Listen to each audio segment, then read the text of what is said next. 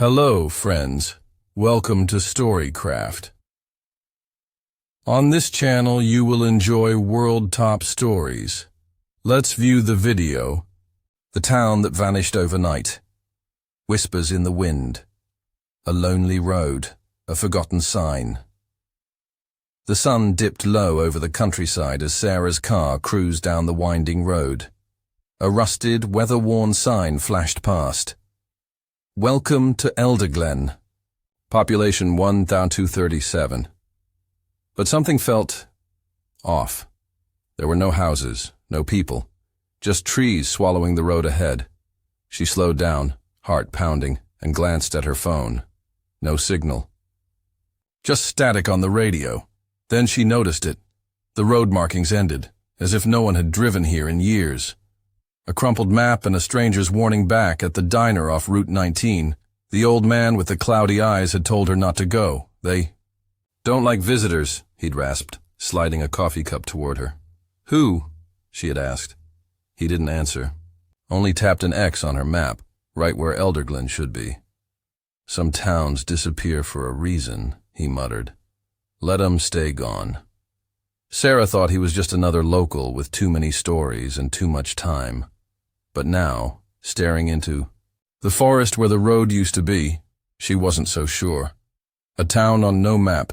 She parked the car and stepped into the stillness. A faint breeze whispered through the trees. With every step, the silence grew heavier, as if the forest were holding its breath. Then she saw it. Peeking through the fog and trees was the outline of buildings, Victorian rooftops, a church steeple, and lampposts lining a cobbled street. Elderglen was there. But her GPS showed nothing. Not even land. It was like the town refused to exist. The wind carries voices as Sarah entered the main street. The temperature dropped. A sign hung above an abandoned bakery, swaying without wind. The buildings looked pristine, like they had just been cleaned, but not a soul in sight. Then came the whispers. Faint, barely audible. Why did you come? She shouldn't be here. She'll wake them up. Sarah spun around. No one. The voices came from nowhere, and everywhere. The photograph that shouldn't exist. Inside a cracked window of the post office, she spotted an old bulletin board. Dusty, but one picture was fresh. Too fresh. It was her. She stared at the photo. Sarah standing in the diner earlier that day. Behind her, the same old man watching her closely. Pinned below it, in red ink. The last one came 23 years ago. Her breath caught in her throat. Someone knew she was coming. Maybe they were waiting. Footprints in the fog, she turned to leave. But the road was gone, swallowed by mist, the forest now closed behind her like a curtain. Her footprints were the only marks on the cobblestone, until she noticed another pair forming, beside hers. Footsteps, but no feet. They stopped directly in front of her. Then, a child's voice broke the silence. You're not supposed to be here. The last train to Elderglen, the town that vanished overnight. The ticket that wasn't there. Yesterday, Jason Hale stared at the dusty glass of the abandoned train station in Greyridge. It had been shut down since the 1970s. At least, that's what every record said. Yet, here it was. Lights flickering, the clock ticking, and the sound of an old train rumbling faintly in the distance. In his hand was a ticket he didn't remember buying. Train, number 1138. Destination, Elderglen departure, midnight. The paper felt warm, alive. His name was printed on it in red ink. The conductor in the mirror, Jason, stepped onto the cracked platform. Fog curled around his feet like smoke, and the station clock struck 12. A whistle howled through the night, and a black, steam-powered train groaned to a stop before him. No one else boarded. No one else existed. The conductor stepped out of The engine car, tall, pale-skinned, wearing a hat far too large for his head. He didn't speak, only extended a gloved hand. Jason handed him the ticket. The conductor nodded, then turned and walked into the train. But not before Jason saw it. The man had no reflection in the window beside him. A train, without time, inside. The train was immaculate. Polished wood, velvet seats, and gas lamps glowing dimly. Jason sat across from an old woman who wore a wedding dress stained with ash. She stared at him without blinking. "You missed the last one," she whispered. Jason frowned. Last what? The last chance to stay away. Then, without warning, she vanished. Her dress folded into itself, and only a golden locket remained on the seat. He picked it up.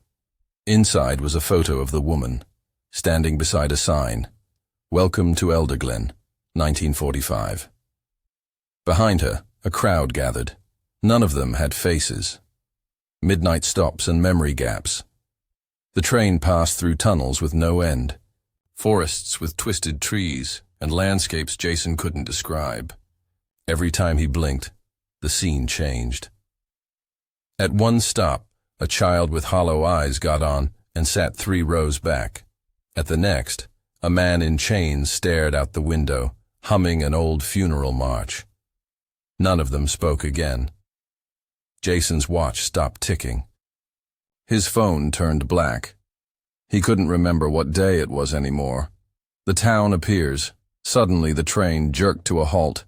The conductor returned, pointing to the door. Jason stepped off into heavy fog. The platform was cracked stone, moss-covered. A streetlight flickered above, and there it was. Elderglen. The town looked like it had been frozen in time, but not abandoned. Lights burned in windows. Shops displayed fresh bread and flowers. Music drifted faintly from somewhere distant. And then came the most chilling part, people. Dozens of them walking silently, eyes vacant. All heading toward the church at the center of town. Jason called out. No one turned, no one breathed. Then he noticed something worse. On the station wall in faded chalk, "No one arrives twice. No one leaves alone." A familiar face in the crowd, Jason followed the silent crowd. Just before they reached the church, someone grabbed his wrist. He turned. It was Sarah, the same woman from the diner photograph. Eyes wide, desperate. "They brought you too," she whispered. "You shouldn't have." "Come on the train." Jason tried to speak, but the church doors opened, and the wind carried whispers again. Shadows of the forgotten. The church of silent bells.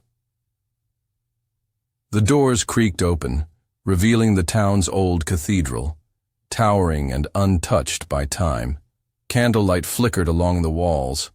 100 townspeople filled the pews, motionless, their backs to Jason and Sarah.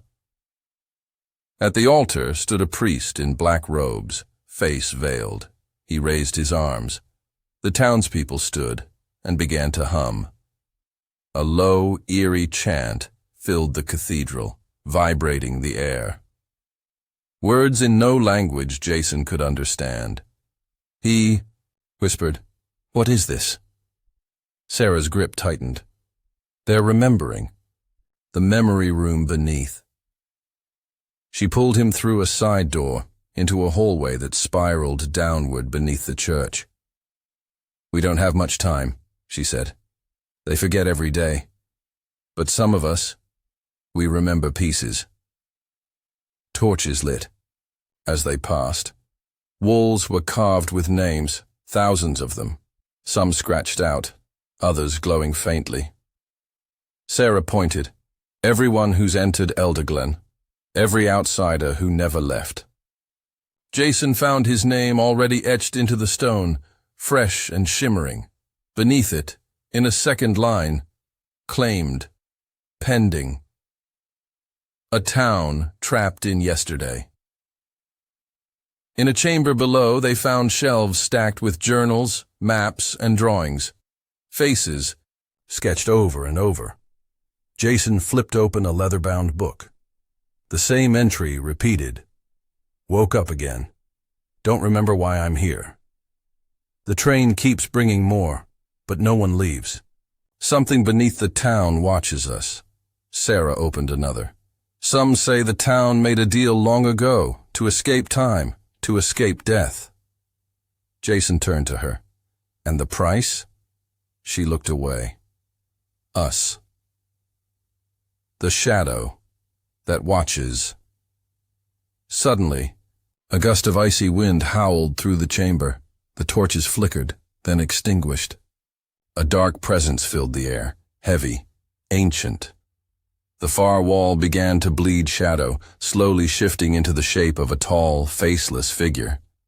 Jason froze. What is that? Sarah whispered. We call it the Watcher. It keeps the deal. It keeps the silence. The Watcher moved without sound, gliding across the chamber. It reached for the names on the wall, touching some, causing them to fade. Jason stepped back. His own name began to flicker. Fragments of the forgotten. Sarah led Jason through another tunnel, deeper into the catacombs. At its end was a room filled with belongings, dolls, shoes, letters, clocks, all items left behind by past victims. Jason picked up a pocket watch. Inside, an engraving, to my son, Jason, love, Dad. His hands trembled. I had this when I was 6. Sarah nodded. Some are chosen young, others are called later. The Watcher plants the seed. The train finds you when you're ready. Jason dropped the watch. So this was never chance. Escape is remembering. A final door stood before them, sealed in iron, covered in runes. Sarah whispered, There's only one way out. You must remember who you were, before Elderglen. Jason stared into the runes. Visions flooded his mind, his apartment, his mother's voice, the sound of traffic, laughter. He gasped. I remember. The door creaked open, just an inch. But behind them, the Watcher had followed. It hissed, not in anger, but sorrow. Sarah turned to Jason. Go, before it forgets you again. Jason hesitated, then ran through the door, and the shadows screamed. Here is the 550-word expanded script. For Chapter 4, The Curse Beneath the Cobblestones, written with only headings and no narrator. The Curse Beneath the Cobblestones. A town built on secrets. Jason stepped out of the catacombs and found himself in Elderglen's heart, the town square. But now, everything had changed. The buildings were twisted, leaning unnaturally. Windows blinked like eyes. The sky overhead pulsed crimson, with no sun or stars. The townspeople stood in silence, staring up at the clock tower, unmoving. Sarah emerged beside him, her face pale.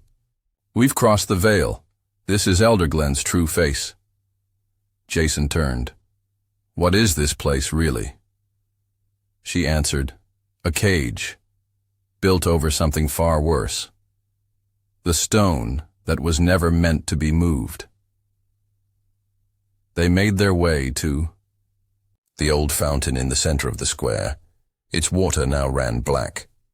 Beneath it, half buried in moss and bone, was a slab of carved obsidian.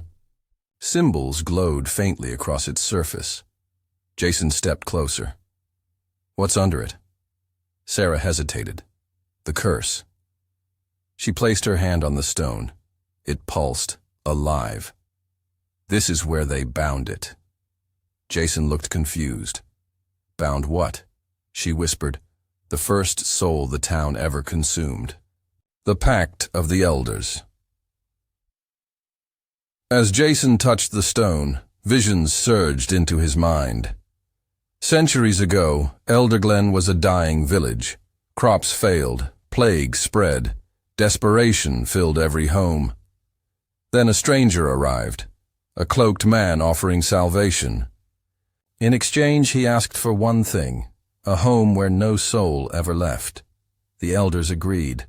A ritual was performed beneath the cobblestones, blood was spilled, and the deal was sealed. Elderglen began to thrive, but every generation it demanded a price. New souls, outsiders, wanderers. Jason staggered back. They did this willingly. Sarah nodded. To live forever, but in doing so, they became shadows of who they were. A heart still beating below. Suddenly, the stone cracked. A heartbeat echoed beneath the ground. Boom, boom, boom. The cobblestones trembled. A tear opened in the earth, revealing stairs spiraling down into the dark. Jason and Sarah exchanged a glance. They descended. Walls closed in. The air was thick, buzzing with whispers. At the bottom, they reached a chamber bathed in red light. Another. The center, a heart. Not symbolic, not metaphorical. A giant blackened heart, beating in a pool of obsidian. Jason whispered, "It's alive." Sarah nodded grimly. "It is Elderglen." The keeper awakens. Chains wrapped the heart, runes, glowing dimly, but one had broken. Suddenly the room shook. From the shadows rose a towering creature, horned, skeletal, stitched together with pieces of forgotten townspeople. Its voice rumbled like thunder. "You've come to break the pact." Jason stepped forward, fists clenched. "I never agreed to any pact." The keeper laughed. "Yet your name is etched in stone, your memory bound, your soul offered." Sarah raised a silver shard from her pocket, a dagger, glowing with white fire. Jason grabbed it. "Then let's end this. One strike, one choice." The heart pulsed violently, sensing danger. The keeper lunged. Jason dodged, slicing through its shadowed limb. The dagger burned as it cut. The chamber screamed. He turned to Sarah. "If I strike the heart, what happens?" She swallowed. "The town might fall. We might go with it." Jason looked down at the blade, then at the heart. Boom, boom, boom. He closed his eyes. Better to die free than live forgotten, and drove the dagger into the center of the heart. The collapse begins.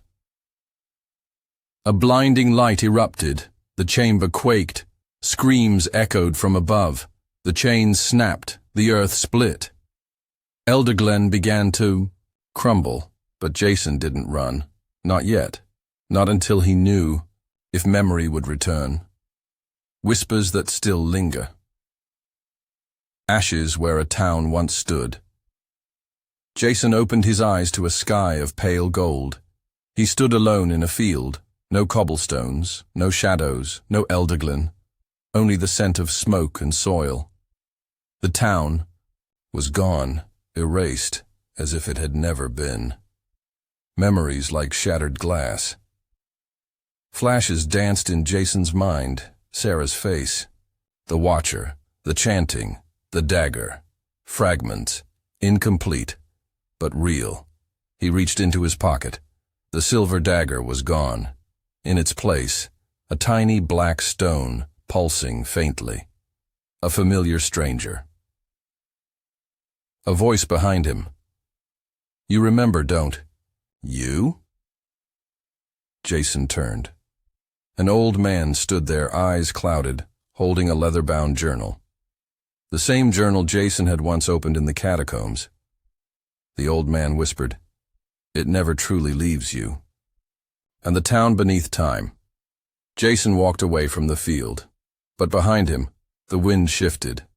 Whispers rose again. Soft, calling. Elderglen. Elderglen. A train horn echoed in the distance, though no tracks remained. Endings are not always.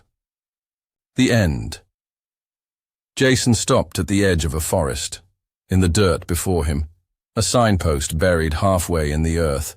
He brushed away the soil, letters carved faintly into wood. Welcome to Elderglen, and underneath, we remember for you. Thanks for watching. Subscribe our channel Storycraft for more interesting videos.